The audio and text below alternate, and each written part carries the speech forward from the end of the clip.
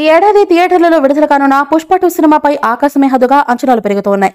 ఈ సినిమాలో కొత్త పాత్రలు ఉండబోతున్నాయనే సంగతి తెలిసిందే. పుష్ప 2 సినిమాలో రష్మిక హీరోయిన్ గా నటిస్తుండగా ఈ సినిమాలో బాలీవుడ్ స్టార్ హీరో అక్షయ్ కుమార్ కీలక పాత్రలో కనిపిస్తున్నారు అని ఒక వార్త సోషల్ మీడియాలో వైరల్ అవుతోంది. అయితే ఈ వార్తకు సంబంధించి అధికారికంగా స్పష్టత రావాల్సి ఉంది. పుష్ప ది రూల్ మూవీ అత్యంత భారీ బడ్జెట్ తో తెరకెక్కుతోందని సమాచారం అందుతోంది. ఈ సినిమాను ఈ ఏడాది విడుదల చేయాలని మేకర్స్ భావిస్తున్నారని సమాచారం అందుతోంది. పుష్ప ది రూల్ ఎప్పుడు విడుదలైనా సంచలన విషయాన్ని సొంతం చేసుకుంటుందని అభిమానులు వ్యక్తమవుతున్నారు. పుష్ప ది రైస్ రికార్డులు స్థాయిలో కలెక్షన్లు సొంతం చేసుకునింది.